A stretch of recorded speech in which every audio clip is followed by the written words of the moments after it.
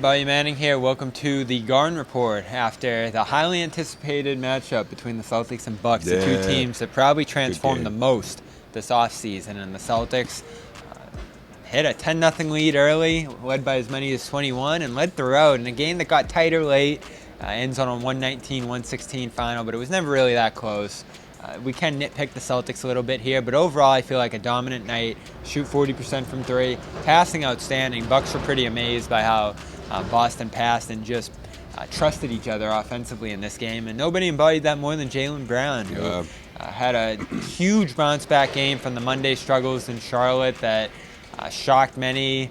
Rattled the national media a little bit. Yeah, it did. Plenty of a lot of people talking about it. Plenty of commentators worried about Jaylen, Bill Simmons, Zach Lowe, among others, after that game. But he responded in a big way here, and it's something we talked about coming into the year, Josue. He scores 8 of 10 on that 10-0 run.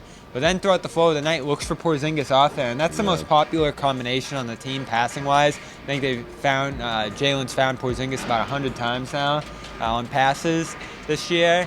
And that's, I feel like, the biggest reason they went out and got this guy is that he can make the game easier for both Tatum and Brown, because all you really got to do is switch him onto a smaller guy and hit him. Yeah, I mean, the way he's adapted so naturally, I think is Jaylen's starting to feel the effects of that, right? And I mean that in a good way. Like, he has this weapon that he sometimes, I don't want to say he forgets that he can use from time to time, but I think getting comfortable with one another, which is what Kristaps Porzingis had to say after the game, I think they finally found that flow. They finally found what's going to be inevitable, right? Like you say, I mean, having someone like Porzingis is only going to make things easier for Tatum, make things easier for Brown. I feel like on that road trip, Brown found stretches where he's trying to force the issue. You know, he didn't necessarily go within the flow of the offense. And what I mean by that is reading the opposing defense and knowing when to make that right pass and when to be aggressive. I think that's when you really boil down his struggles on that road trip. That's what it came down to. And of course, this was in late game execution when things matter the most. Completely different approach this time around. It was like as soon as Jaylen got the ball, he knew exactly what he wanted to do, and he was almost 2 steps ahead of the opposing defense. I mean, not all the time, right? Because teams adjust, especially in that second half, just like the Bucks did in that fourth quarter, where they sort of made things interesting by the end.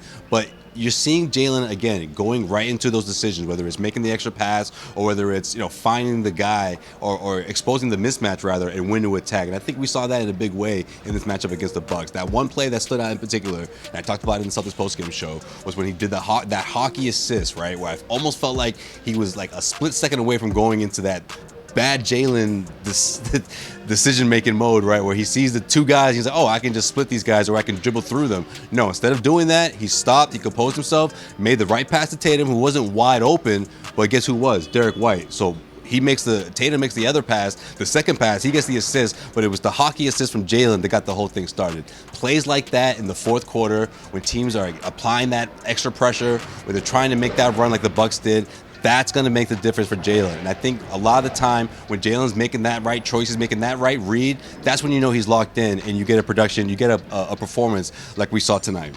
FanDuel is the exclusive wagering partner of the CLNS Media Network. Right now, new customers get $150 in bonus bets with any winning $5 moneyline bet. FanDuel, official partner of the NFL.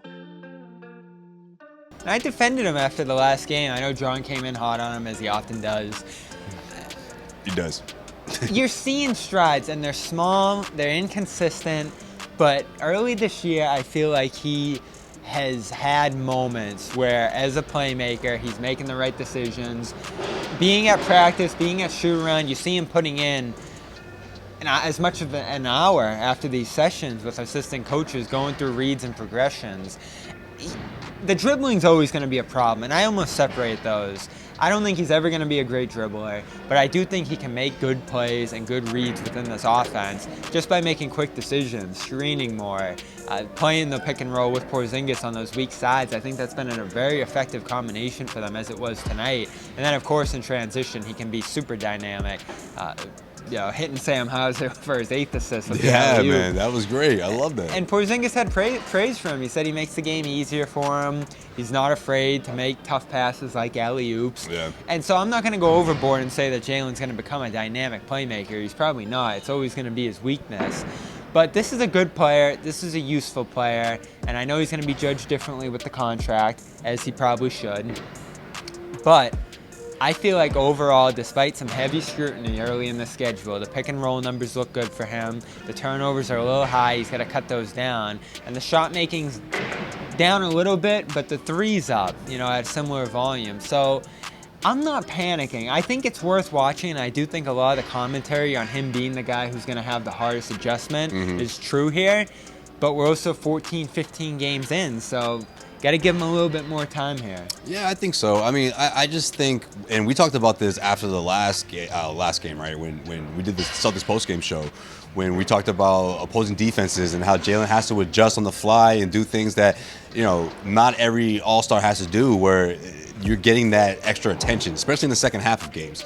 And I think looking over film, working with Celtics assistant coaches, I think that's worth bringing up as well. And it was interesting when Joe Mazzulla was talking about this terrific performance that Jaylen had, and he alluded to that, right? He said, look, he goes over film with his coaches. They're constantly going over things, concepts, that type of thing. And I think that played a big part in this game. And Jaylen really starting to study opposing defenses, I think it's going to be a talking point that we're going to return to throughout this season. And this is just the beginning, if you ask me.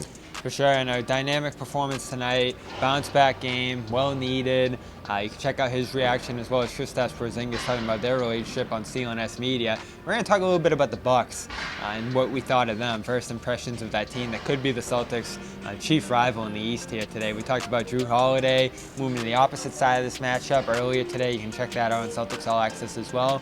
And for now, Celtics winners. Once again, that's 6 out of 8. 6 out of 7. Yeah. I thought you were gonna say 8 out of 6, but no, there you go.